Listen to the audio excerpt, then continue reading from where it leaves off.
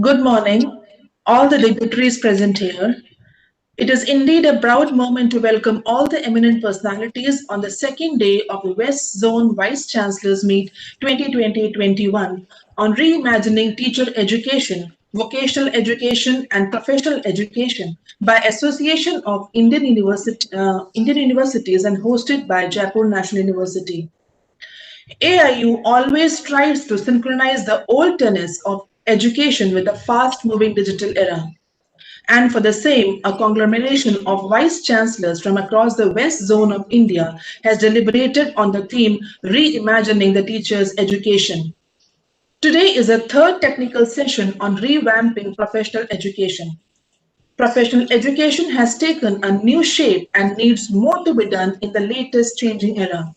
Therefore, AIU leaves no stone unturned to guide and lead the educators. To guide the third technical session as session chair, we have amongst us Professor Sandeep Sancheti, who is the Vice Chancellor, SRM Institute of Science and Technology. He is an institution builder, regular columnist, and promoter of sports in higher education and technology.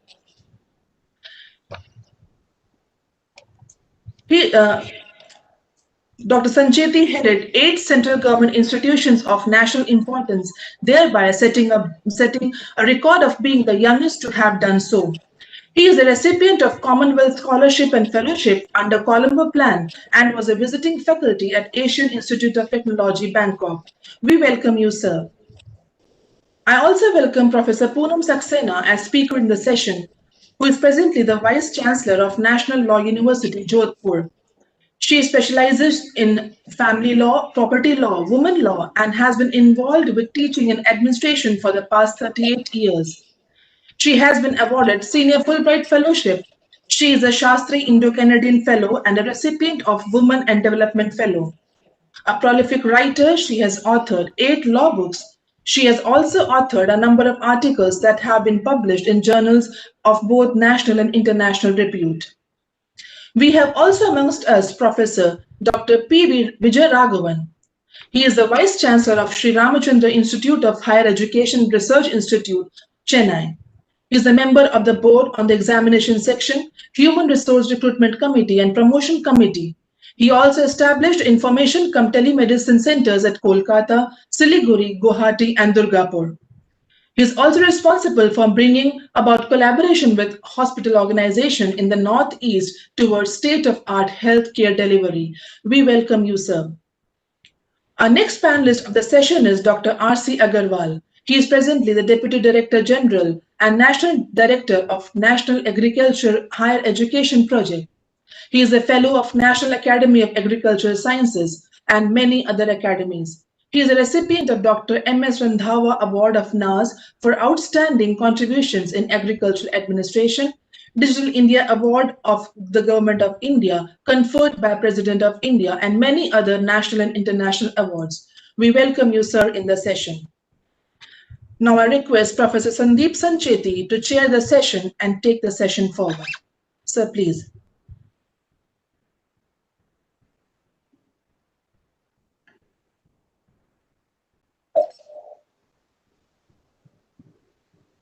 Sandeep sir, I think you are muted. Let me try. Okay. Now it's okay.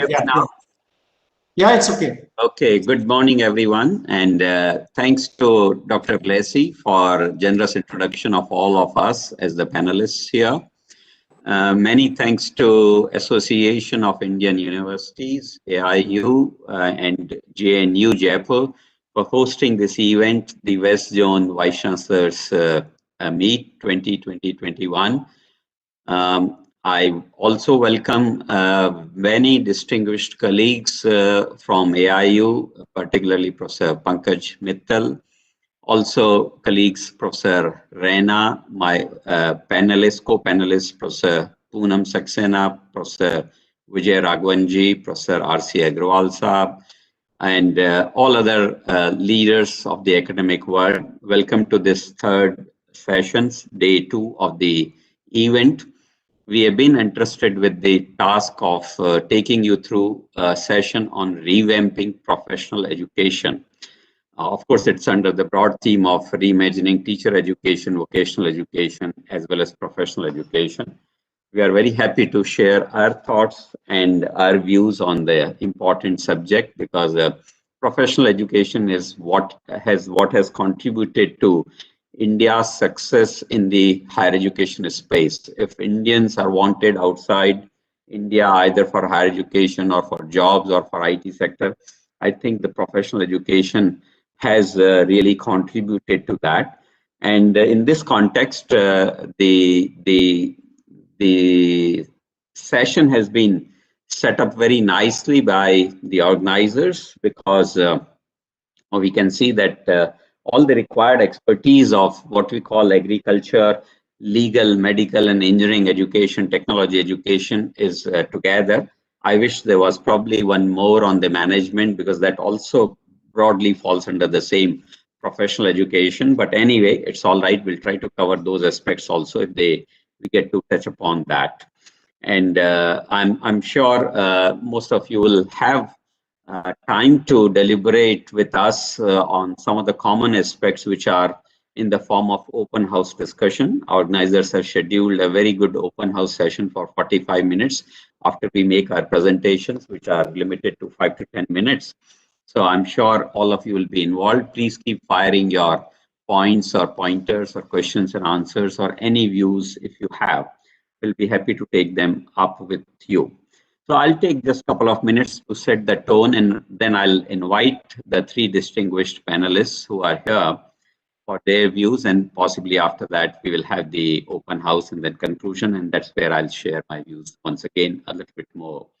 So number one, we are talking of professional education, and professional education is more towards maximizing the workforce performance is what I would say, or expanding the frontiers where you can serve the society, or possibly you can say that delivery in service of the society or better service in this need of the society kind of things is what you can relate to the word professional thing. However, I would not differentiate it much. For me, other education is equally important, whether we call it professional or not. I think today we need to integrate all of them, and that is what the new education policy is trying to tell us, that we need to change certain ways in which we have been dealing with the education, higher education in some sense. And therefore, I would take the professional education to be something which is much broader than limited to these 4 or 5 disciplines which I have outlined here. And in expanding the frontiers of knowledge, let us understand that this expansion cannot happen unless we go beyond the standard conventions. And there, I mean that we generally talk about that we are in the knowledge era, but we also talk about data, information, knowledge, and wisdom. These are some 4 important aspects which we deal with. But today, a lot of people are talking about 5 and 6, 2 more elements of that nature. Number 1 is the relevance of the knowledge or wisdom, and number 2, the impact of the knowledge or wisdom. And therefore, if you have to make the relevance and wisdom, I think the societal and other aspects will have to creep in into the professional education, and then only it will be complete. So let's take that professional education can be sometimes in a slightly broader sense in today's context also. Another point I'd like to say is professional education has been highly divided or compartmentalized by what we call the regulatory system, or maybe the councils or the governing bodies by their acts or creation under parliament. For example, there are bodies for law, there are bodies for medical, which has been changed recently. Of course, AICT is for engineering and management, and so on and so forth for pharmacy, and so many are there, which are there, even for teacher education and others. So this compartmentalization, in my opinion, is currently hurting the professional education. Too much of regulation in this particular context is possibly not auguring well that might take as far as the professional education is concerned, because I said they lack relevance and they lack impact. And if you have to bring that in, you'll have to open it up a little bit. Similarly, I'd like to say that in certain cases, proper quality standards or proper standards themselves are missing. Why I say that is because we generally work on minimum standards. We say this is the teacher-student ratio, this is the classroom size, or whatever, and we follow that. And all of us tend to believe that if we have followed that particular norm, we have attained the quality. I don't think the quality comes from attaining the minimum, and that's what is impacting the professional education. I'm saying more so in the context of engineering, because people just do the bare minimum, because there is a huge expansion, large number of institutions are there, and we visit many of them, and we see that they are not necessarily up to the mark, but they still say that they are up to the mark because they have maintained the standards given by the various bodies, but it does not augur well in terms of quality, in my opinion. The other challenge which we face sometimes is the frequent changes in the standards which are there for professional education. I'll not name the agencies here, but they change the ratios of faculty just like overnight. And if you change 1 is to 15 to 1 is to 20, or 1 is to 20 to 1 is to 15, or whatever, 1 is to 8 to 1 is to 12, it has happened in certain professional bodies. You can probably guess it. And you find that you cannot just suddenly fill the coffers with some faculty numbers just to maintain those ratios. Inducting a faculty, inducing a faculty, exciting a faculty to come to your institution and get set to deliver right things is a big challenge. And therefore, I think changing some of the core standards, it's something like changing your backbone cannot be very, very easy. But the backbone is the teachers, and backbone is getting changed or reshaped sometimes. I think that professional education will have to deal with. I give you an example of professional education, how it is also affecting adversely right now, is through engineers example only. Many bodies have, like architecture, have council of architecture, and they take care of their architects in the professional way beyond their qualification. Same way with the medical people, same way with the many other people domains which are there. But for engineers, we don't have an engineer bill. Engineers may be in tons in terms of numbers, if I may say so, but we don't have an engineer's bill. If, after I graduate at the age of 22, 23, I have a license to kill anyone, in the sense that no one is there to guard me, check me whether I'm right or wrong. So the professional education is not professionally supported by the professional development and professional checks and balances which are required, and required not only at the time of education, but also during the training, and also during the later parts of your life. When you work from 25 to 75, you possibly have to do a lot of training, retraining, etc. So that lifelong approach or continuous learning approach is somehow in some sense missing. The last one or two points which I'd like to say for the professional education right now to set the tone would be that professional education has lacked multidisciplinarity to a large extent, and now this word has been given to us. And in fact, not only the engineering, but many universities are unitary universities. They might have done well, but the time is telling us that one needs to open it up to make it more useful. For example, medical and law can be highly beneficial to engineering and vice versa, because there's a lot of IP domain, a lot of instrumentation domain, a lot of sensing domain, which are useful to each other. Or maybe the three can come together and they can coexist. And therefore, this multidisciplinarity or Meru type universities are going to be very important. In the same sense, we are generally confined to the experimentation or learning only by one method, maybe physical, maybe simulation, maybe demonstration, something like that.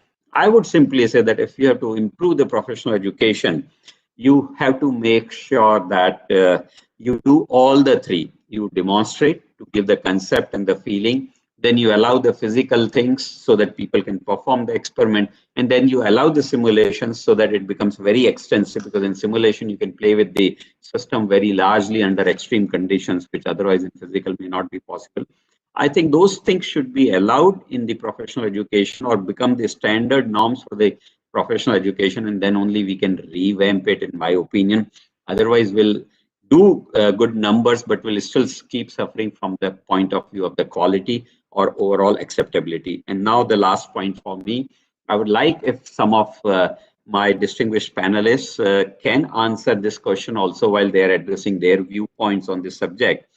And the big question remains, and we have seen that, is the professional education amenable for offline and online education? We have known the Distance Education Council earlier. We have even now known that how restrictive the practices are from the councils which are trying to control these things. And is it right that the professional education should also be delivered through open and distance the way other rest of the education is delivered or not? I think that's the big question for us. And let's see what answers we get and what questions we get from others. And we'll discuss more about these points later. So with this, these as opening remarks, I will request all the panelists to kindly take 10 minutes each to give their points of views. But I will start in this case with Professor R.C. Agarwal, DDG ICAR, because his request was there that he has to leave for some other program. Therefore, we will change the order slightly. And after that, I'll request Professor Poonam Saxena, and also lastly, it will be Professor Vijay Raghavanji. So can I request Professor R.C. Agarwal up to you to kindly share your views? Thank you. Thank you very much. Can you allow me to share my slides? Yes, I think we can tell the organizers. Dr. Shukla, please give him the rights to share the slides.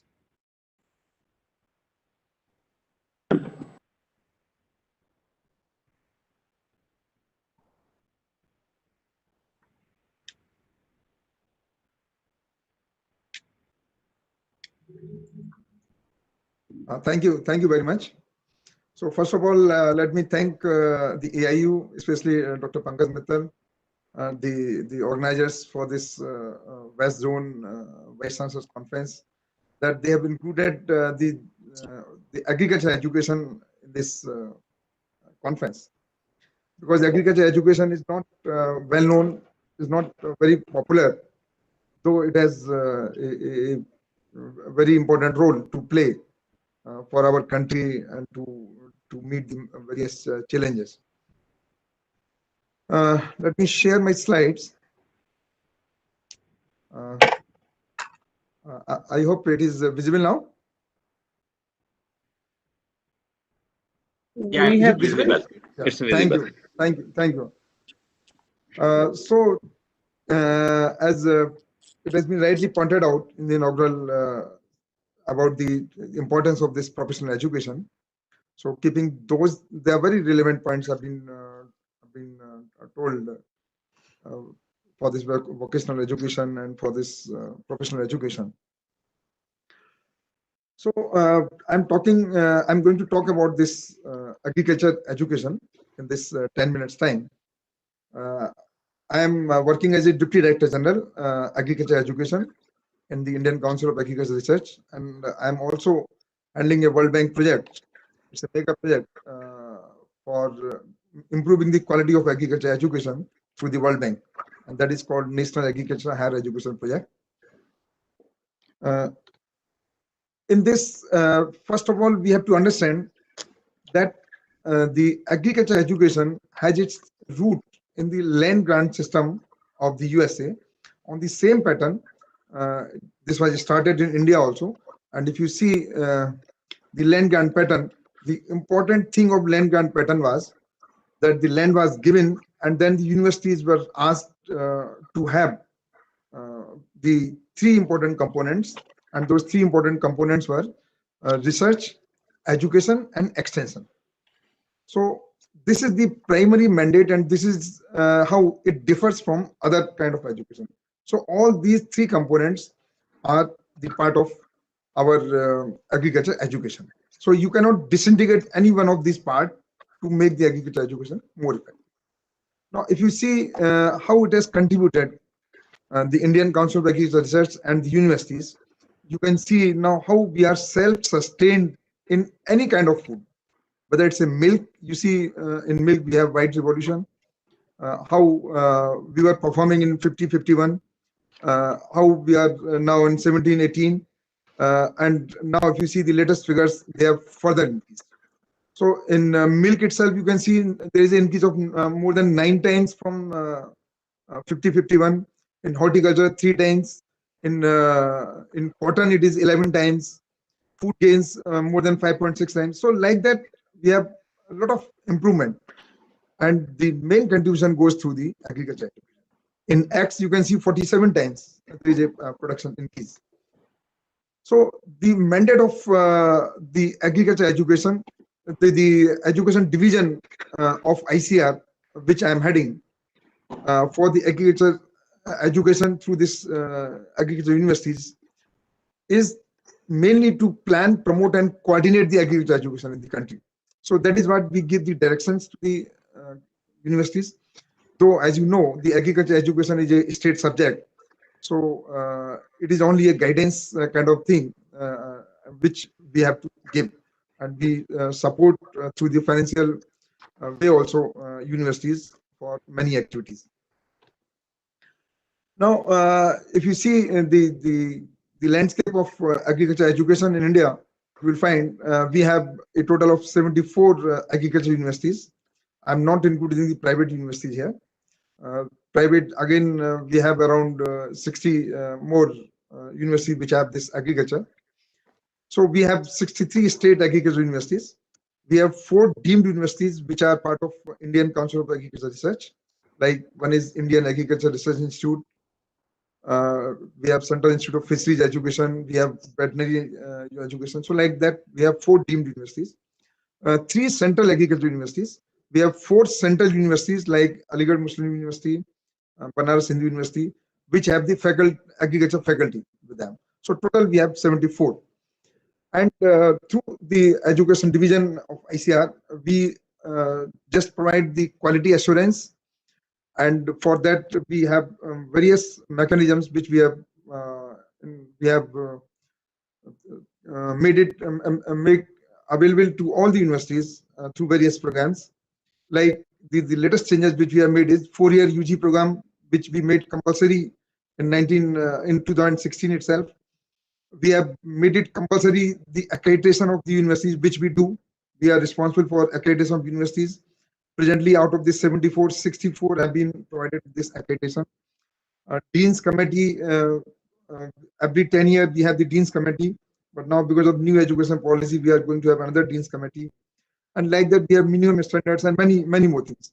But let us understand that we have a total intake in these 74 universities of around 45,700 students at UG, PG, and PhD level, which you can see from this slide. We have a model act which we revise every 10 years, and latest we developed in 2020 also, but because of NEP now again we have to revise, which works as a guideline for all the states to incorporate the agriculture education. We have the minimum requirements for the universities to have various courses, and for that minimum requirement for land is a special criteria, the student-teacher ratio, and many things we have incorporated into this. The need for the human resource developed by agriculture universities is really very important. And it has played a pivotal role in transforming the agriculture scenario in our country for the food sufficiency, as you know, as I have told in the first slide. And that's what we are trying to incorporate. And our main motto now, and in which we have got a fairly good success, is to create the job providers rather than the job seekers. That's the main thrust. And that's what we have got a student ready program. Student ready is the Rural Entrepreneurship Awareness Development Yojana, which is mandatory for all the students. So they have to undergo the various kind of programs under this ready, either the village attachment, industry attachment, the project work, or whatever they want to do. And this was launched by Honorable Prime Minister during 2015, and it's working really very well. Another motto is in one of these programs that earn while learn. So whatever they earn during learning, so that becomes the pocket money of the students itself, and that ranges from 5,000 to 20,000 rupees per student, which they earn to just give a support to the students. So this is the different figures you can see under this, how many students we have trained during different years. We provide 3,000 rupees to each student for undergoing this program, student ready program. And these are the different components of the student ready program. As I told you, student project, plant training, in-plant training, experiential learning, We have around 480 experiential learning in the 74 universities which we have funded, in which you can have many kind of hands-on practice and many kind of learning, starting from dairying, starting from animal science, your operation theaters, your bonsai plants, many kind of things, nursery raising, and so and so forth. So in brief, we can understand the student ready program provides us various kind of outputs in the form of entrepreneurship, problem solving, self-employment, real exposure, skill development, and so on and so forth. And the good thing is that the number of students trained per year is very encouraging. Some figures, some of the years carried forward. So that's why you see up and downs, but this number is really very encouraging. We have many other programs, international fellowships to attract the students. We have the collaboration with many countries where our students, they go under this Netaji Swas fellowship, and many other kind of support we provide to the students. But another good thing which I want to just share with all of you on this platform is that there is a very good inclination towards the agriculture education. If you see the figures of 16-17 to 2021, then you will find in PhD we have an increase of 199%. In UG we have 58%, and in PG 12%. So more and more students are now being attracted towards the agriculture education. We are doing a lot of efforts by organizing the fairs in different universities and different platforms. We have around 720 Krishi Vigyan Kendras, through which we try to expose the students with the farmers. In each district, we have one Krishi Vigyan Kendra. So they also help us, and they come under the universities. The students are attached with them, and that's what we are trying to have more and more practical exposure. And through this NAHEP also, we are sending, till date, we have sent around 500 students to the best of the best universities globally. And our faculty also we are sending. We are running many other programs for the teachers. And ultimately, we are what we are trying now is, as I told you in the beginning, that we have to create more job providers than job seekers. And you can have n number of success stories where the students, they have now their own entrepreneurs. Recently, there was an interaction with our Honorable Agriculture Minister, and he was so happy by seeing the success stories of the students that even just after UG program, they are not pursuing PG program, and they are just trying to open their own entrepreneurs. So thank you very much for giving me this opportunity. Thank you. Thank you, Professor R.C. Agrawal. Thank you for exposing us to the domain of agriculture education, how it's growing and what's its prospects and what's in demand right now. We also see that it has a huge potential for rural entrepreneurship, as is required and was pointed out by you. No doubt, agriculture has made India what it is today, and you have also given the numbers to support that it has gone up multifold from 50s to now. So we thank you for all that. And you are also talking about numbers growing up in terms of admissions and capacity around 45,700, which is good because I see the same thing happening in Tamil Nadu, many universities going for agriculture related courses, and they are sought after, by the way. And Tamil Nadu, generally being a leader in the higher education space, is also setting tone in this case also. So thank you for all the details. Please be with us as long as you can be, just in case you can answer some of the questions later. It would be nice. So with that, because Dr. Agrawal will be using, can I ask him one question before he leaves? please go ahead, madam. Please go ahead. So this question relates to, are you facing any issues with regard to implementation of NEP in agricultural universities? Because NEP, there are some issues which may or may not augur well with the agricultural universities. So if you are finding such issues, you can just refer to them here. Yes, there are some issues. In fact, as you are also one of the member of our drafting committee for roadmap for agriculture education, there 80% already we are following, but in 20% the issues are because this agriculture education is a state subject. So even I should not point out any state, but there are some states which even just last month they have opened the horticulture universities, whereas there is a ban under the new education policy.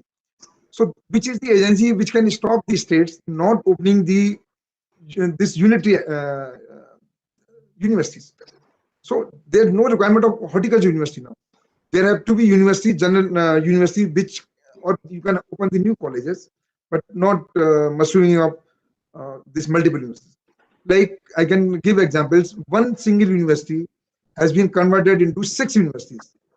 So from one agriculture university, they have made fisheries university separate, horticulture separate, animal separate, and then they have made many other universities from one single university. So that has to be stopped at least now, but we don't have the statutory powers to stop them. So whether Ministry of Education can stop them, or the state governments have to be given directions, or there has to be some act to stop all these things. Otherwise, there is no such direction even now to stop all these things. For rest of the things we are taking, we are now trying to have the single exam for all the universities.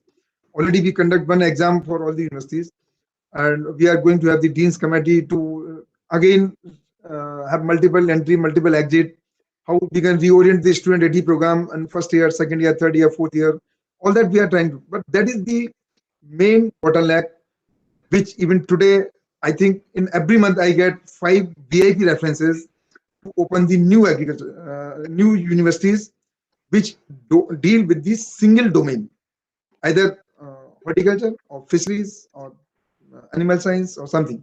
Whereas now we are thinking under our roadmap to combine this unitary into multidisciplinary.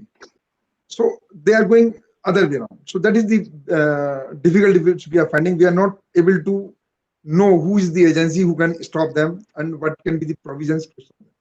Thank you. So Thank what you. you recommended was that agriculture education should be in the concurrent list, one. And second, this, I mean, this is a sort of a reverse thing that multidisciplinary are becoming unitary, whereas the NEP recommends Even unitary.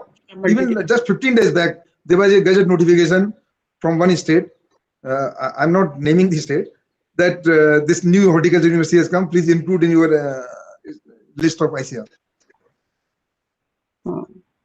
Okay, Professor Agarwal, do you think this new HECI will be able to tackle the issues in terms of multidisciplinarity or unitary nature of the university in agriculture field? Would it have enough teeth to deal with it or not? I think, sir, it should be provided the agriculture education comes in the concurrent list, because presently it is in the state list.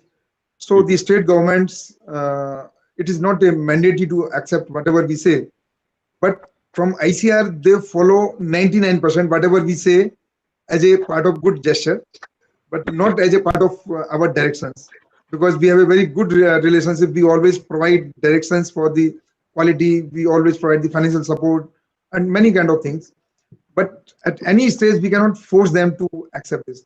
So my recommendation will be, as Dr. Pankaj has told, that if agriculture education through some act can come under the concurrent list, I think then only this vertical also, this higher education come under this commission. Maybe one last question from my side on this.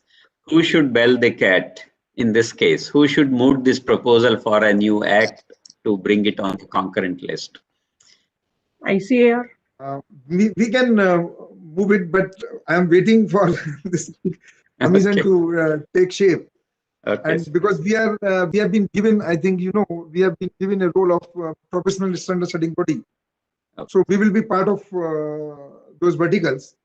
So we will see how best we can take up this issue there also.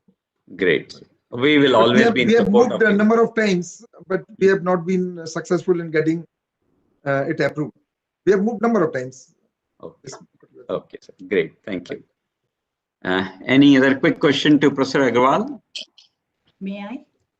May Okay, I? madam, please. I think Yeah. Dr. Agarwal, Dr. Sancheti, may I ask a question? Yeah, madam, Professor Gupta, please. Yeah, just wanted to, I think since Dr. Agarwal is leaving, I just wanted to understand from you, Dr. Agarwal, that in the content that is taught to the students, how much of information technology or, engineering is involved? Because we are hearing about drone-driven agriculture and so many uses of artificial intelligence as well in agriculture. So is this the part of the curriculum at the agriculture colleges? Yes, ma'am. It's a very good question you have asked. The agriculture education system, because we both are from the agriculture education, Dr. Pankaj and myself. She was also a student in IERI. So there are some remedial courses. Okay. In remedial courses, the first year, the students are exposed to every other kind of discipline. So whether it's engineering, pathology, it's a physics, and then subsequently you are taken up to your main stream, whatever you want to do the specialization. So you cannot say that I am a student of statistics, so I will not read the agronomy or I will not read the pathology, I will not. So they are given exposure to everything. And then you are left with what kind of major. So you can have one minor subject also. If you are interested in drones, you can take. But now through our updated curriculum, we have given a lot of emphasis now on the artificial intelligence, the virtual learning, and many other things. And through this World Bank project, which I'm heading, we have provided thrust to have more and more course curriculum oriented towards this virtual learning. And that's what we have taken a big project also.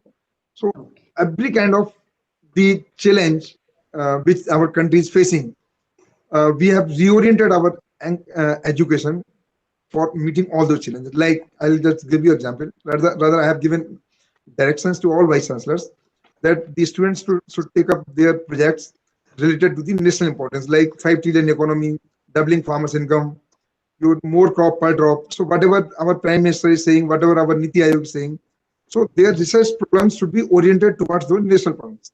And we compiled a list of all theses and submitted to Prime Minister office that these are the things which we have taken as per your priority.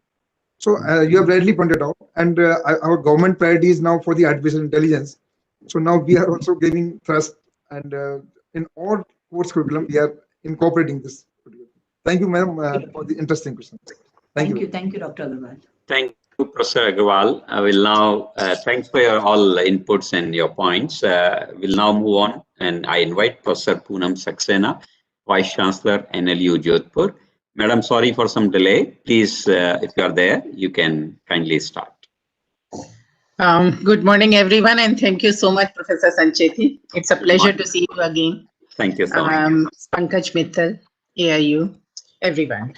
I'll be very short, I'll be very brief, because when I got the program schedule, I said 1.5 hours and 3 speakers, so it will be somewhere around 20 to 25 minutes. Then I got the message 10 into 3, that is 30. And then in the beginning, Professor Sancheti said 5 to 10 minutes. So I was really alarmed. No, madam, let me interrupt you. Kindly take your time, be comfortable, because one of the speaker is not there. And this is outline given by the program managers. So I just spoke that those points. Please take 15 minutes. Thank you so much. For a teacher, we are used to speaking till the bell rings. Okay, so I'll come straight away to the main theme, revamping of professional higher educations. And to begin with, I'll share with you what everyone actually knows, that we cannot have one single common standard for all universities. We have a variety of university, 900 and plus, and still growing. This kind of variety that is exhibited in the higher education is as diverse as India's itself. We have single disciplinary units which have now come down, that's under scan, then multidisciplinary, we have big and small universities, we have residential, we have a day scholar university and a hybrid model. We have universities in metropolitan areas or capital, and then we have universities situated at a place which has locational disadvantages, connectivity issues. We have universities where there is a long queue of the students to just waiting to get in, and then there are universities which are actually seeing not merely faculty shortage, but also shortage of students. So a number of universities, number of challenges unique to every university. Coming primarily to legal education, this diversity is expressed or visible even in legal education itself.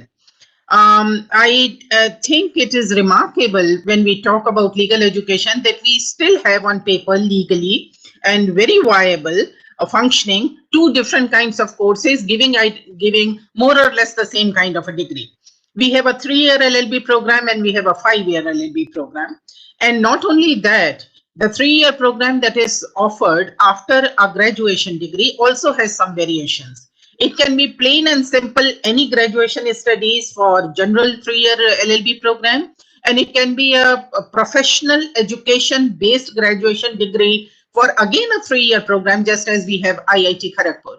I was listening to the previous speaker about the need to have multidisciplinary, and also Professor Sancheti mentioned that the need for medicine, engineering, and law to be integrated. Now, if you have a degree in medicine, if you have a degree in engineering, then you can go in for a law, legal education. That's the best possible combination that we can have. So even amongst the 3-year law program, we have general, like, any graduation degree, and then you can go and do 3-year program. But on the other hand, you need to have a professional degree, like medicine and engineering, and then you can do it like you have IIT Kharagpur.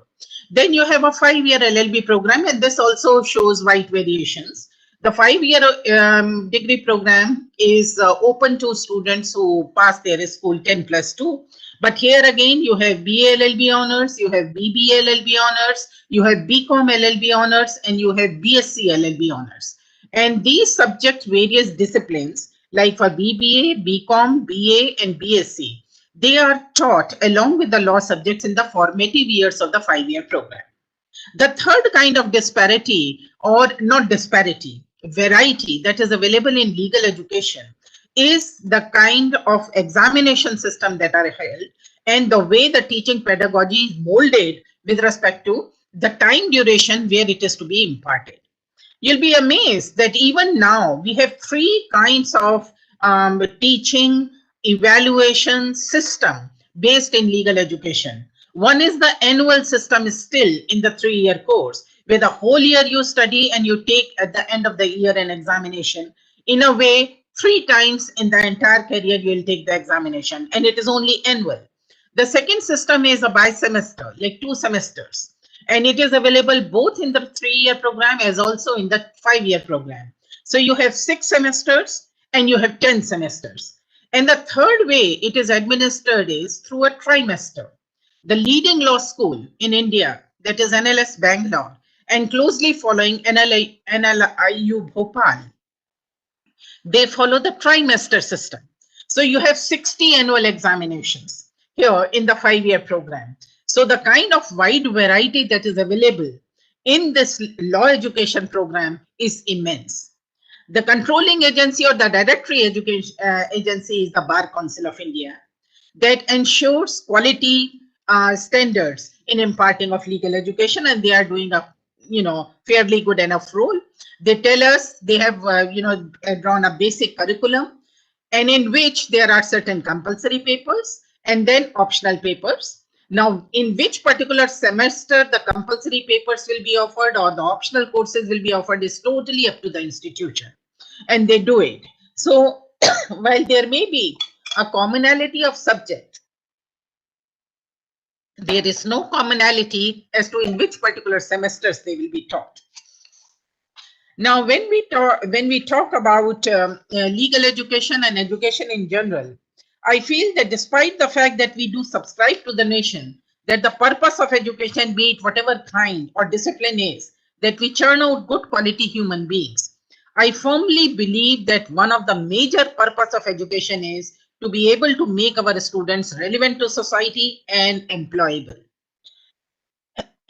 Now, in this connection, as far as revamping of legal education is concerned, revamping of legal education has already been done twice. Once in 1961 with the enactment of Advocates Act, when there were till then different kinds of LLB programs. and a standard 3-year program was introduced. The second time when it was revamped was in 1985-86, when the 5-year law program was introduced. Now, with the 5-year law program, a tremendous change took place into the perception of legal education. Now, before that, legal education was a preferred option only for those who had a background. For example, they were lawyers in the family or judges in the family. And for normal people, and for some of them, not normal, I'm sorry for using this particular word, for others who did not have anyone in their family with this lawyer or judge's background, it was maybe they want to do something for the society or wanted to enter legal sphere. And for some of them, it is said, and it was true, that it was not the preferred option, but it was something like, they had to do after graduation, so they will do it. With the introduction of the 5-year law program, it became a preferred option for many. Now there were the students who were ready to drop a year, prepare for CLAT, and then enter a good law school. With the establishment of NLS Bangalore, a total different perception to legal education became very, very evident. And the model was very successful.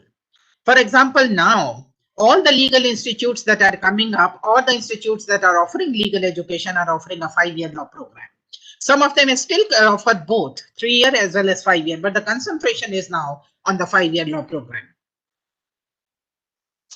Now, whenever we talk about this legal education and the revamping of legal education, we find, I'll just skip that particular portion when I said, why 5-year program is becoming very necessary. Now, we'll come to this, the very purpose for education, imparting legal education and education in general. As I told you, I do believe that the students must be relevant to the society, and also they must be employable. And this is what the 5-year law program had done.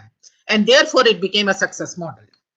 Now, if medicalist professionals are absorbed in the hospital, fresh law graduates would be absorbed automatically in the legal profession is not the popular and practical proposition. Legal education is one that offers diverse career choices even after completing 5-year law course. It is not necessary that everybody would want to go for litigation. They may want to go for judiciary, civil services, go for higher studies here or abroad, open an NGO, do something very, very meaningful for the society. Now, at the same time, there is a large number of students who look upon the institution to provide them some kind of job security or job opportunity. And this is what the 5-year legal education has done, and in a very professional and systematic manner. Now, while setting up the consortium of the law schools, we have 23 law schools in law university, exclusive law universities in India, and NLU Jodhpur is one of them. Now, this is again a very big question because of the recommendation of the NEP, that there is a kind of a negative connotation attached to the single or the unitary disciplinary universities. One may have reservations with respect to that, because what we feel is, yes, it is very, very important to have knowledge of all other subjects also, like for example, IIT model, IIT Kharagpur model, where people who have knowledge of medicine and of engineering, they study law, but that's an additional option.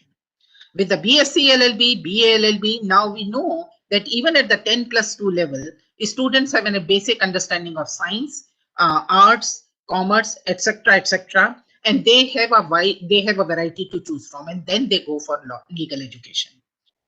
Now, instead of making it a multidisciplinary university offering LLB degree along with a science degree, along with an engineering or the medicine as is traditionally understood, it will be better to incorporate certain relevant subjects relevant for the further understanding of legal education in the course curriculum itself. COVID-19 has taught us one very, very positive impact, that it is now no longer difficult to get experts in one particular field, utilize their services with minimum time spent. Previously, for an hour lecture, if somebody is to be brought to the university on campus, you will spend a lot of time, and people were not ready to do that. Now, with this online education system, 1 hour lecture means maximum 1.5 hour of your time. So what we found in our law school, we were doing it previously also, but we are doing it now also, and we have a proposal for that. IPR, you can bring in people from the engineering background, but only when it is relevant to IPR.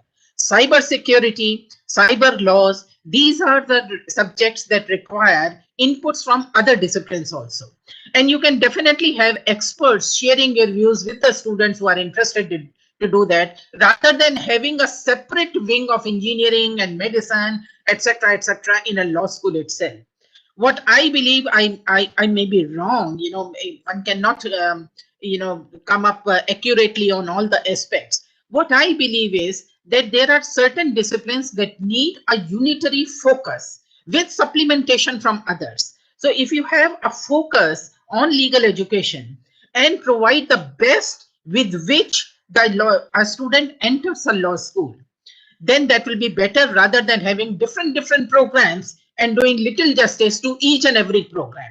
Now, coming to legal education again, NLU Jodhpur has a model, and this model has also been very successful. We follow closely, 7 or 8 older law schools, as we call them.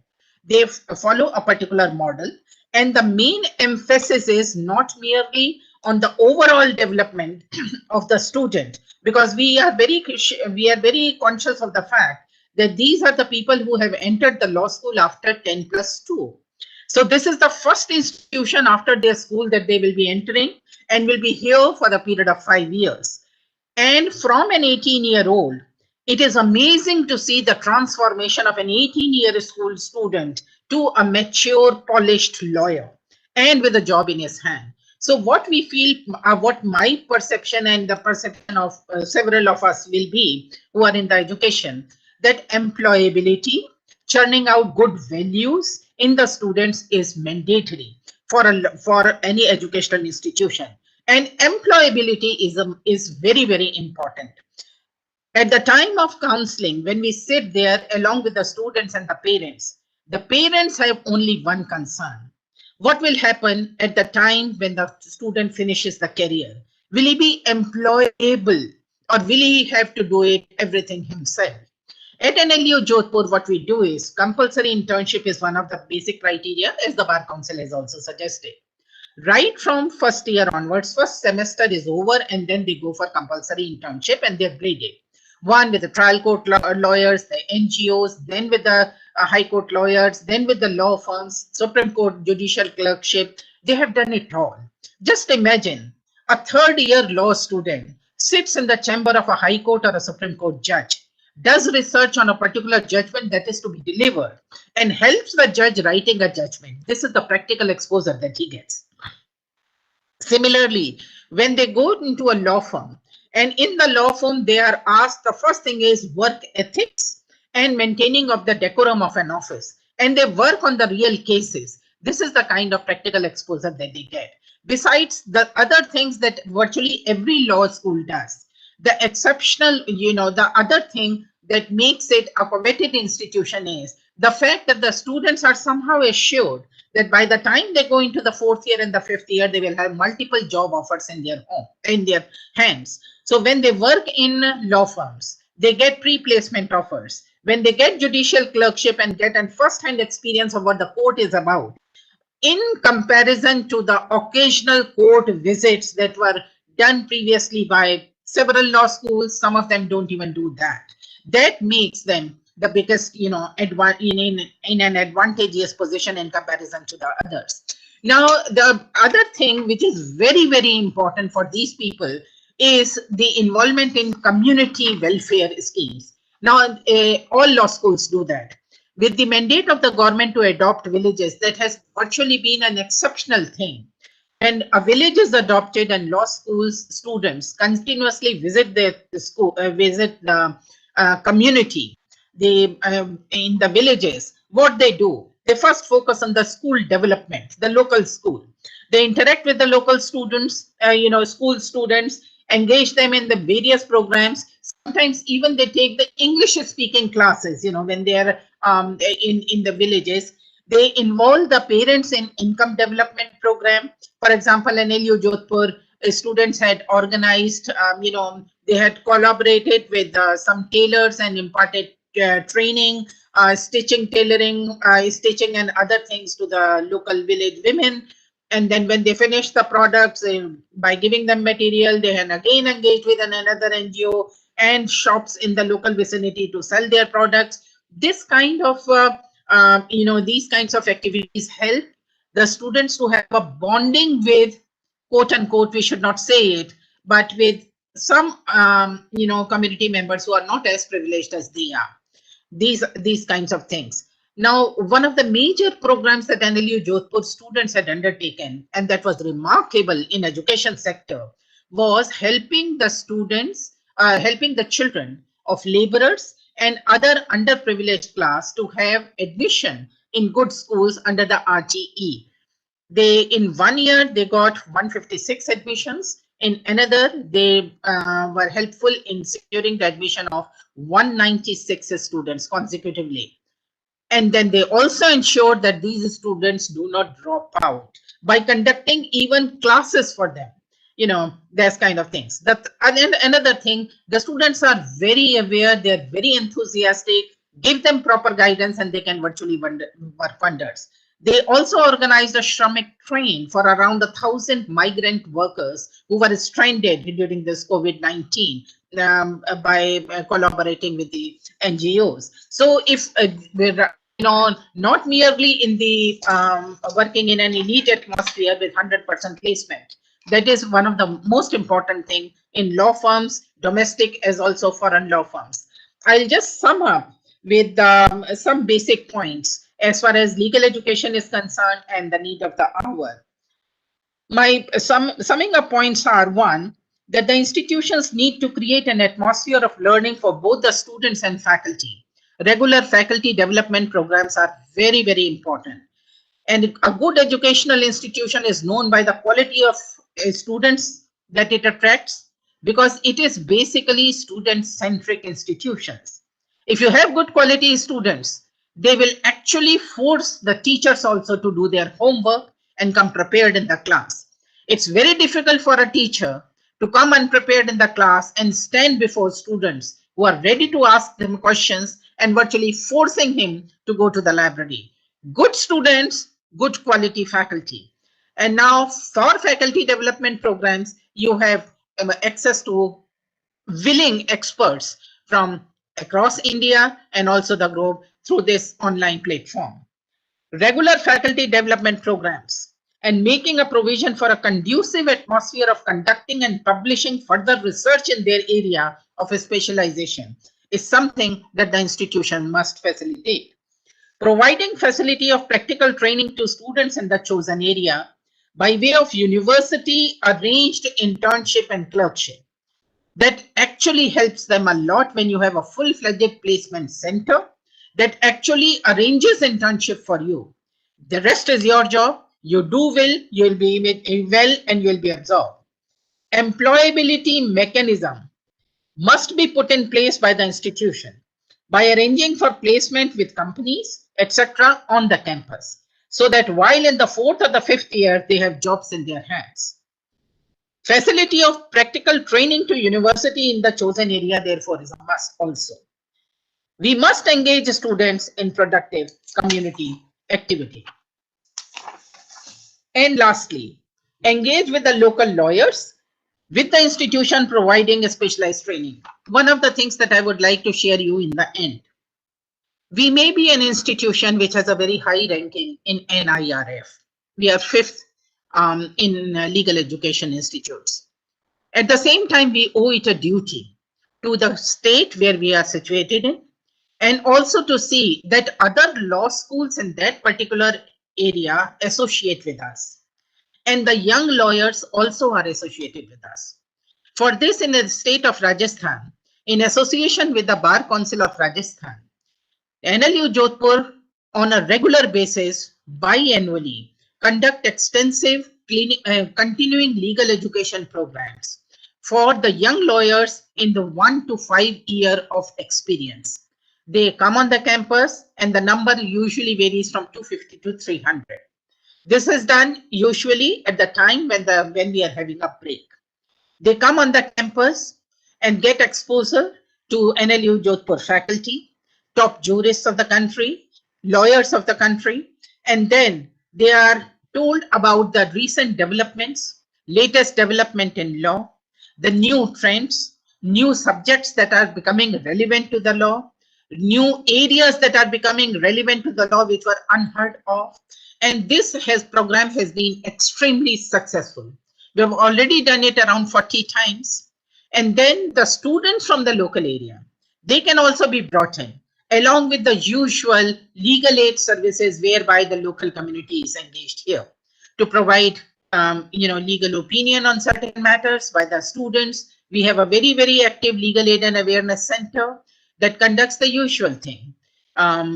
Programs in the community, then they invite the local community members into giving their problems and then solving their problem and all. I will stop here and will be very happy to take questions if there are any. Thank you so much. Thank you, Professor Saxena, for outlining how the legal education is shaping up in the country with lots of new things, 5-year integrated program, what IIT Kharagpur is doing. How are you delivering practical exposure? What are your views on delivering the multidisciplinary education, the importance of FDP, etc.? I'm sure there'll be many questions in the end. In the interest of time, I'll not try to share more about what you have said. Now I invite Professor Vijay Raghavan, Vice Chancellor of Sri Ramchandra Institute of Higher Education and Research Institute from Chennai. Professor Vijay Raghavan, welcome. Sorry for some delay, and kindly take your 10 to 15 minutes as you wish. Thank you. Thank you very much, sir. To the Chairperson, Professor Sandeep Sancheti, the Honorable Vice Chancellor of SRM Institute of Science and Technology. At the outset, let me thank the All India Universities, and in particular, Dr. Pankaj Mittal, asking me to be a speaker at this particular Zone Vice Chancellor's Conference. And I also thank the Jaipur National University for hosting this particular meeting. The subject, revamping professional education, I have actually shared my slides with the organizers. Would you like to project, or should I share the slides? If you can project, that's fine. Can we come into a slideshow? Yeah. This is again a vast subject, and I'll try my best to see how this can happen. The next slide. Next slide. Yeah, the objective of my talk is actually to understand the need for this revamp and also look at how we can change from the present system to more of an outcome-based or a competency-based type of an education. The need for revamp, it is an exercise that medical educators and health professional educators actually worked on for almost for the last 10 years with the Medical Council of India. The UG medical education system, which actually we felt that it does not create competent doctors who are able to deal with patients in the society appropriately. Also, we felt that there is a huge gap between the education that they received and the healthcare delivery that they are supposed to deliver. Many times we feel that these people are bookish and they are less skilled. The new education policy also has given us some directive, although the whole medical education and professional education has been covered in exactly 3/4 of a page in a nearly 66-page document. Lack of research focus has been a problem in all types of education, so health education has been no different. And we ultimately want to produce graduates who are not only locally responsive, but should be globally competent as well. Next slide. So the focus actually, as per the new education policy, is that they are insisting, and a lot of my predecessors, speakers also talked about it, large multidisciplinary. Now, an university of our nature, Ramachandra, is actually a healthcare university which almost caters to dental education, pharmacy education, nursing education, and allied health sciences and the medical education. Now, is it multidisciplinary? It's a question mark. It's not clearly understood. Do they still want law and engineering sciences to come under the same heading? Questionable. Enhanced learner experience through curricular revamp is another focus which has been mentioned in the new education policy. This is something which I'll allude to in my talk. Fostering critical thinking, creativity, human qualities, absolutely essential. I don't think the previous education policies ever gave such a good importance to the creativity and critical thinking of our students, even as early as the undergraduate education. Ultimately, holistic development of individuals through integrative and flexible approach. I think everyone here will definitely appreciate that this is required. But as rightly told by Professor Poonam Saxena, is it to be taught everything under one roof, under different type of departments and different type of universities within the same campus, or can it be done with adjustment and adjunct professorships and things like that? And lastly, in order to encourage high quality research through the National Research Board is another great initiative. Next slide. So we need to switch from the traditional to the competency-based or the outcome-based education, which has been introduced by the Medical Council of India in 2019, August, and understand the differences between the two in order to know how is it. Otherwise, a lot of senior teachers are asking us, what is so wrong in my practice as a doctor, the way I learned, and what are you going to be different by introducing the new system? Next slide. So in our institution, we looked at the new education policy and also looked at, the ultimate aim is to get the broad outcome of graduate attributes to be declared very well. And this is in keeping with the new educational policy, which says that all our graduates will possess discipline-specific knowledge and skills. They will exhibit professionalism, ethics, and human values. They should be socially responsible entrepreneurs or technologically updated.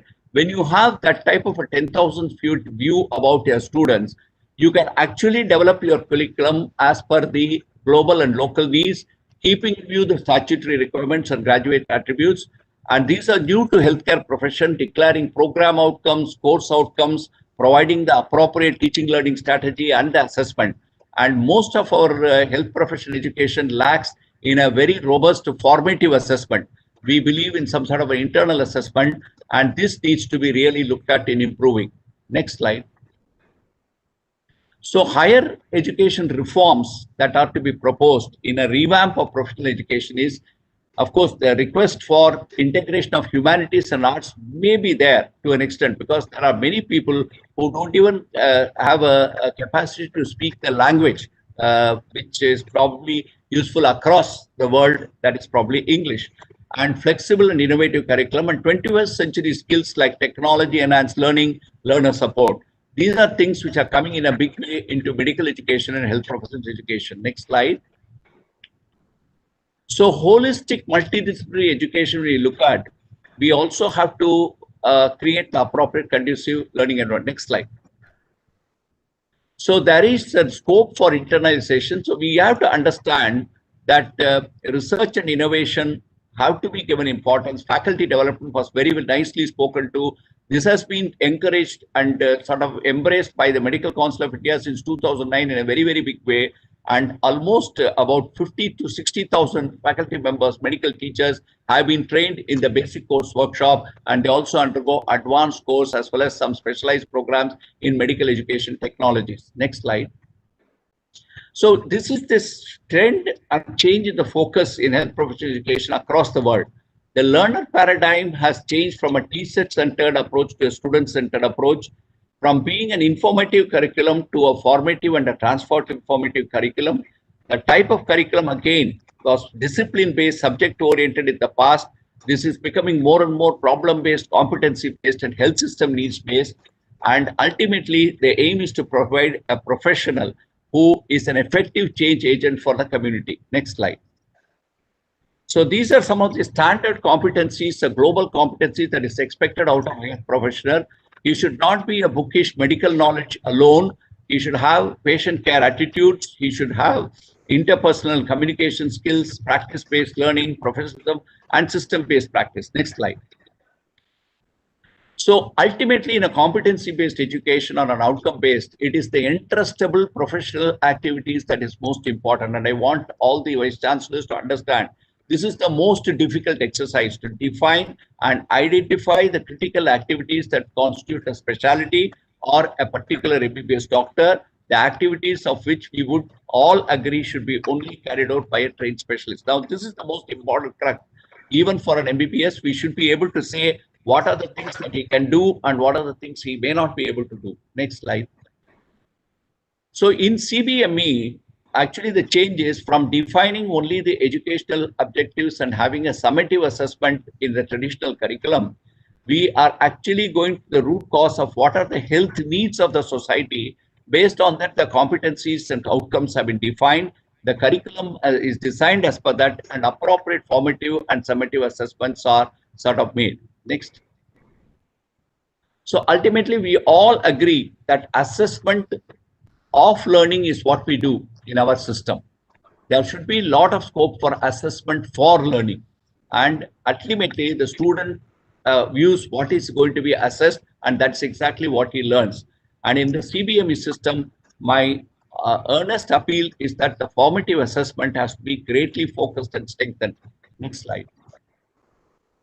So the delivery of CBME curriculum, when you look at, there is a lot of scope from the didactic one-sided lectures that used to be provided by the professors all around. We have to move more and more towards digital training, e-learning, blending technologies, flipped classrooms, e-portfolio, new concepts, but I think faculty will have to learn this. Students probably pick up all these things very, very much faster than even the faculty. Simulation-based education in the form of standardized patients, task trainers, and high-fidelity simulation centers are the way to go about. And these are being insisted upon in various healthcare universities and healthcare organizations. Next. So this is just a slide to show that from the classroom training, there should be a lot of scope for e-learning to be mixed up. And that's exactly what is brought out as the blended learning which happens. And there is a lot of asynchronous learning that is possible in all these type of education. Next slide. So this is something which I thought I will stress upon, because with the technology developing today, there is no need for students to have piles and piles of papers to showcase what they have learned. The e-portfolio is a system which is a purposeful collection of sample student work, demonstrations, artifacts that showcase students' learning progression, achievement, and evidence of what students can do. See, like in the medical field, they can attach some of the clinical encounters that they have done on a day-to-day basis stored in an e-portfolio. They can attach their actual dealing with the surgical procedure and even take photographs and attach them to e-portfolio. Next slide. This provides deeper knowledge, reflective practice. Of course, self-directed learning is possible. Just he has to go through the e-portfolio to know what are things that he needs to concentrate and become a competent clinician. Next slide. So now the biggest advantage is through platforms like the Swayam and the MOOC platform, Massive Online Open Course. There is a lot of possibility, but the problem is the content from the health professions is very limited. If you go and look at some of these sites, you will find there is more and more of technology, engineering, law, and such type of resources that are available, but very little of e-content from the medical side. So these are offered for free, offered by professors, and at Sri Ramachandra, we are now combined with IIT Madras, and we are creating quite a lot of e-content in these particular areas. Next slide.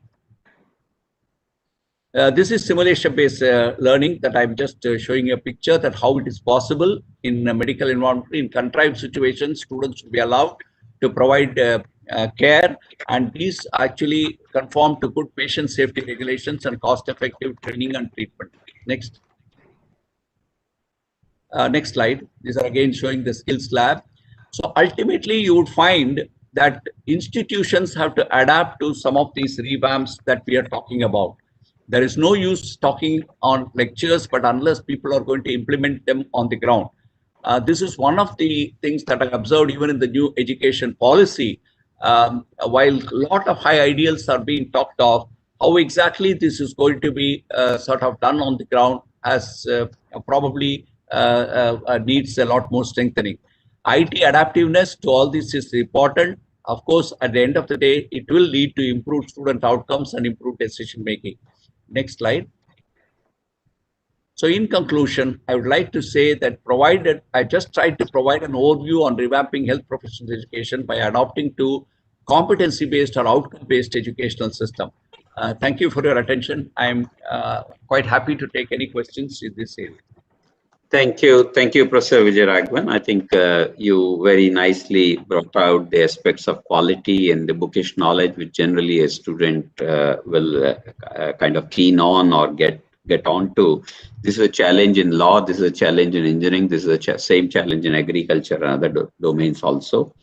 You also enumerated some aspects of the competencies expected from such graduates or doctors in your case. You also raised the point on the integrative approach, which was raised by Professor Saxena as well. And of course, very importantly, you talked about the assessment. So I'm sure there are some questions. We will now take questions for 5 minutes. The last 5 minutes is when I'll try to conclude. That's what we will do. Is that all right from the organizer's side? Dr. Blessy, can you please guide us with some questions if they are there? Yes, sir. Yes, sir. Sure. I'll request the panelists to kindly keep the answers very, very short if possible. Yeah. Thank you all the dignitaries for the wonderful insights which you have given on revamping professional education. Now it's time for question answer sessions, and all the honorable vice chancellors, they can unmute themselves and ask questions or write in the chat box. Meanwhile, I would like to read out questions which we have received in the chat box. So we have received one question from Dr. Mosmi Chatterjee, and she has asked that, do you think some awareness raising is also necessary about the importance of multidisciplinary universities? And also she has a second question. Can ICR play some role in awareness raising along with advocacy for including agricultural sciences in the concurrent list? I think Professor Agarwal is not here, so second part either Professor Pankaj Mittal can answer, but I think we did touch upon this particular question, and ICAR has agreed that they will try to push the second question as far as the answer to second question is concerned. They will push it, and for the first question, the answer is big yes, which you have seen that most of the panelists have already equivocally talked about that. Their only question is how to implement it, how to go about it. Yes, so we need to do a lot of awareness. We need to connect the dots. There are dots which are sitting here and there. If I know in terms of technology, I'll probably say that most of the new technology in this world has come either because of the needs of defense or because of the needs of the medical profession. And therefore, I cannot see technology doing very well or growing immensely without these domains attached to that. So medical is an answer for us right now. So you probably understand that the awareness will be something very, very important for all of us to raise for the multidisciplinarity, and NEP has already done that. Can I ask a question, sir? Yeah. You wanted to add something to add? Please add it. Adding is that is true. I mean, if agriculture education has to be brought to a concurrent list, of course, ICAR has to take a major lead in that. But I have two questions, one each from Dr. Poonam Saxena and one from Dr. Vijayaraghavan. Dr. Poonam Saxena, recently the Bar Council of India issued a regulation, rather gazette notification, saying that the LLM 1 year is abolished and it will be a 2-year LLM henceforth. First thing, is LLM a prerogative of Bar Council? Because LLM is an academic degree, it is not a professional degree. It does not lead to a profession. So can they sort of give a notification with regard to the duration or the content of the LLM, or the UGC should be doing it? So that I would like to ask you. And then to Professor Vijayaraghavan, sir, the policy talks about integrative health system, sort of one nation, one health system. So that means allopathy, Ayurveda, homeopathy, all integrated into one and make a one Indian health system, which will include everything. So do you think it is feasible, and are the medical universities prepared for it? Okay. Can I take let Professor Poonam Saxena answer the first one, sir?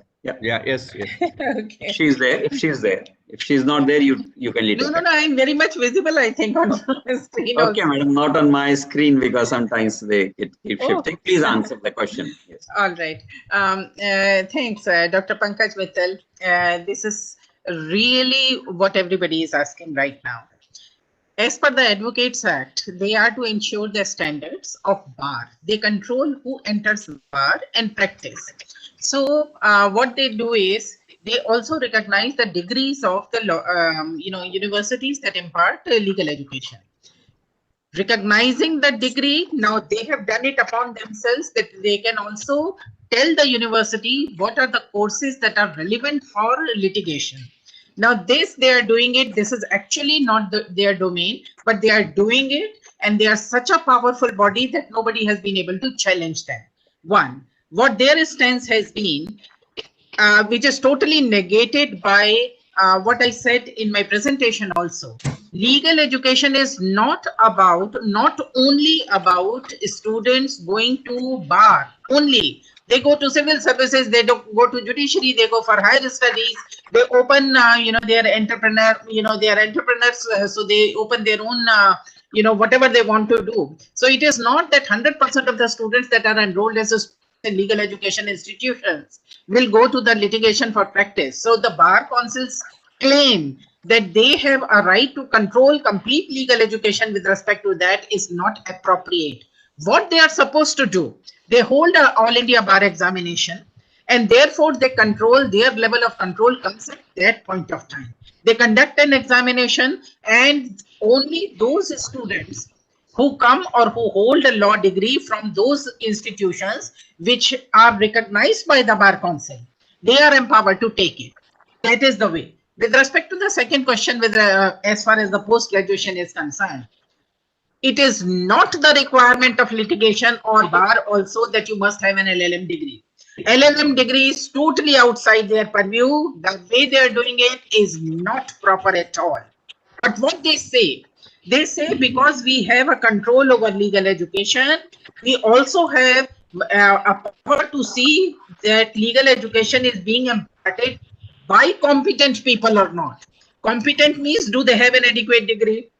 And this is the way they are trying to do it, which is subject to a challenge now. You know that this is pending before a court right now. But it is They cannot have any control over the post-graduation student education. They cannot have any control over PhD. They're saying they will conduct LLM examination. They will conduct a PhD. No, they're exceeding their powers. They have not. The consortium of law schools have taken a very strong standard. That's great, madam. Thank you for clarifying that position. We'll take up the second question that was addressed to Professor Vijay Raghavanji. Thank you, Dr. Pankaj, for bringing up that particular issue. In fact, I wanted to allude to in my slide, but then that would itself have taken 5-10 minutes of my time. But thanks for the question. This is the highly controversial thing that has been brought down in the new education policy. And we have had this discussion in several forums. It is one thing to say, have an integrated system. Now the integration actually has started happening in the foundation course and things like that. What do you want to happen?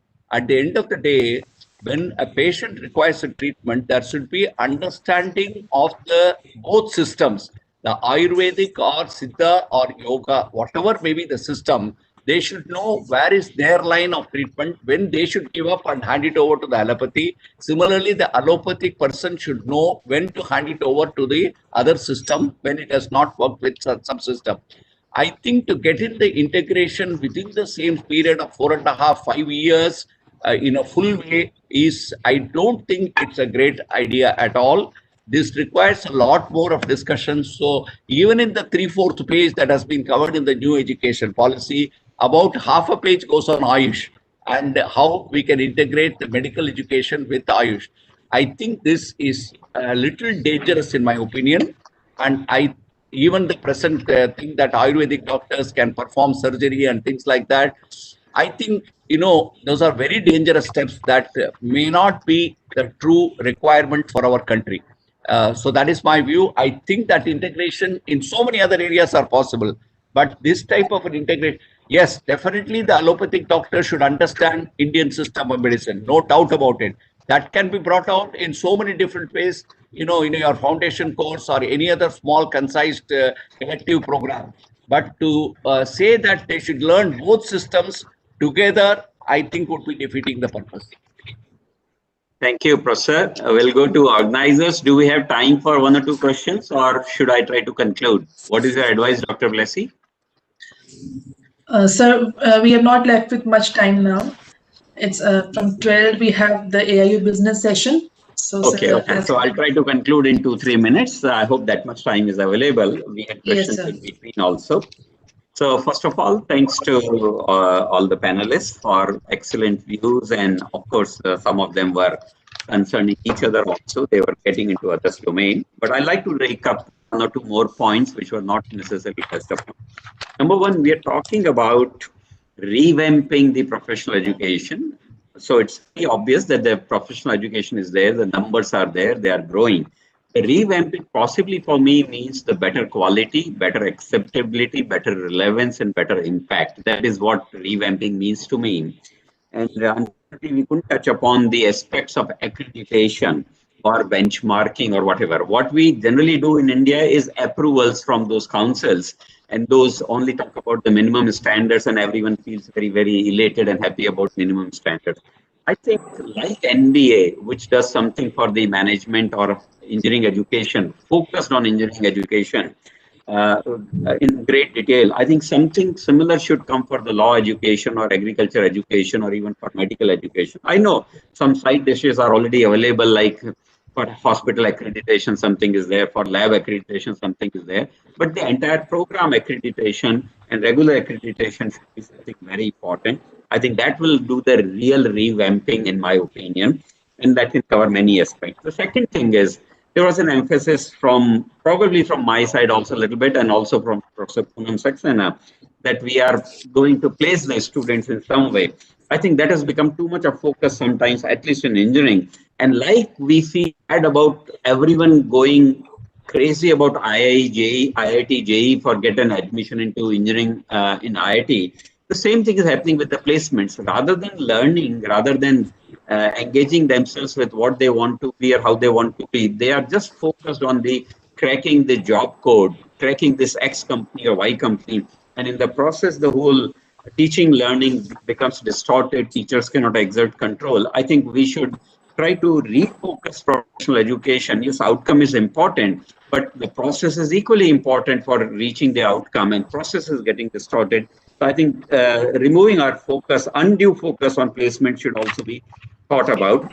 Next thing should be, I think I made a point that the revision of standards is becoming too fast and too regular sometimes, too frequent. As Adam was saying, that the law, we had the order from BCI recently, agriculture is already ready to revise it after 2020 and 2021.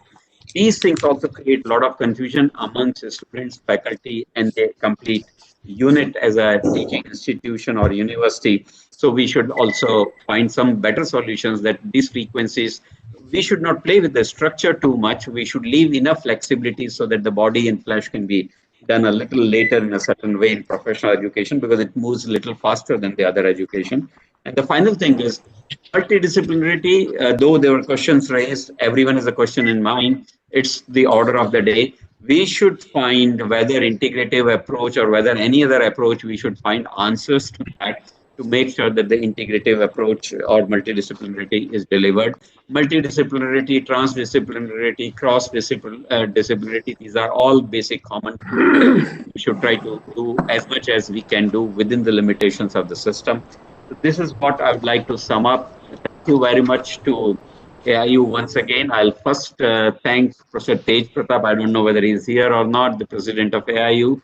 Professor Thiru Osagam, who is likely to take the role of the president. He is the president-elect from next year or this year, 2021 itself. And also the host, Professor H.N. Verma, who is a good friend of mine. Professor Shukla, with whom I had a recent interaction. So thank you everyone for inviting us. Thank you, Professor Patel Mittal, host once again this opportunity. Namaskar. Thank you. Thank you, Professor Sandeep Sancheti.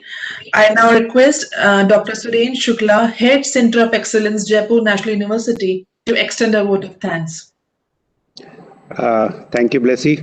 And such a pleasure. I'm, going to thank the panelists, esteemed guest, and sharing some views what has already been made. And Professor Sancheti there, I have personally shared an institution in the Western world, and that we discovered very recently that we studied in the same university in the West. So I think we have covered it's a very interesting topic, revamping professional education, and three deep downs we had in the agriculture by R.C. Agrawalji, DDG ICR, and Poonam Saxena ji. Professor Poonam Saxena ji has covered a detail in the law, and of course Vijay Raghavanji on the medical education. And one point I would like to, I think it is very interesting that the multidisciplinary is education is very much required, because somebody made the comment that the healthcare and the engineering combination, and my 35 years working especially in the healthcare, and must have trained more than 1,000 doctors into the technology space. And I felt that there is a need of multidisciplinary, from the industry viewpoint, where a healthcare professional, an MBBS, MD, doctor, or even a surgeon who comes and works with the technology and vice versa. I think that is very much required. And I take this pleasure of thanking Professor Sancheti. Thank you, Poonam Saxena ji, and thank you, Vijay Raghavan ji, and the secretarial and staff, and of course, President and Secretary General Mittal ji. Thank you so much.